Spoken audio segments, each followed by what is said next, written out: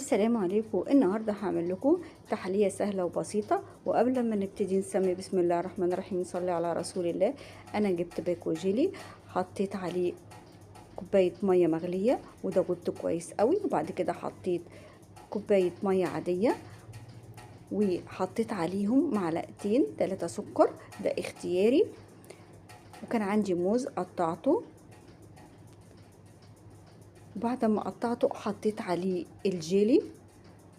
انا جايبه جيلي فراوله، طبعا الجيلي اللي انت بتفضليه ممكن تحطيه. وبعد كده حطيت عليه بسكويت لوتس. ما شاء الله الميكس ده رائع، وحطيته في التلاجة يسقع. وبعد كده بزينه بالكريم شانتيه، ومن فوق الوش زينته باللوتس. والشكل التاني عملته. قولولي احلى شكل تزيين الاول ولا التاني؟ لو عجبكم الجيلي لايك وشير وقلب ودعوة حلوة. ما تنسوش تشتركوا معايا على قناتي عشان يوصل لكم كل جديد. ربنا يحسن ما بين ايدينا.